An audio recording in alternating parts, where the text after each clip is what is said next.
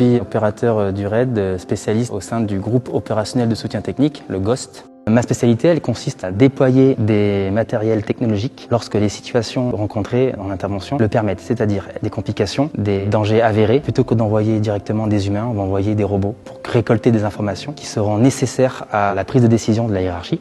Le type de machine qu'on utilise, ce sera des drones volants, également des robots roulants et des moyens vidéo tels que des perches télescopiques, fibres endoscopiques. Chaque opérateur du GOST est en capacité de se repérer dans l'espace et de définir un plan de ce qu'il voit. Il visualise directement la configuration de la pièce, peut-être la localisation de l'individu, du danger. Moi, j'ai commencé dans la fonction publique en tant que gardien de prison. Je me suis ensuite dirigé vers la police nationale. J'ai commencé en commissariat, en service général, et ensuite j'ai basculé en CSI 75, la compagnie de sécurisation et d'intervention, pour ensuite me diriger vers la police judiciaire, dans un service spécialisé plutôt technique, opérationnel. Par cohérence de parcours, je me suis retrouvé à postuler pour le RAID, dans la spécialité de ce groupe technique en intervention. Ça fait depuis 2021 que j'ai intégré le groupe.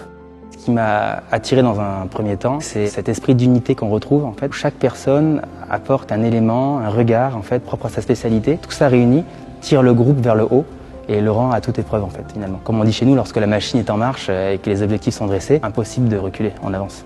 Au niveau de la formation, donc du coup on a passé la semaine de sélection commune au RAID. À l'issue de cela, on suit la formation sur 4 mois et demi à peu près, où on termine le tronc commun d'intervention. À l'issue de ça, nous avons 6 mois de probation où nous devons intégrer les groupes, mettre en application et restituer nos connaissances acquises. En moyenne, on dit qu'un opérateur commence à être indépendant au bout de 2 ans. Le quotidien, il se ponctue comment? Des entraînements, tactiques, physiques, propres spécialités. Chacun travaille sa spécialité, mais tout le monde travaille ensemble.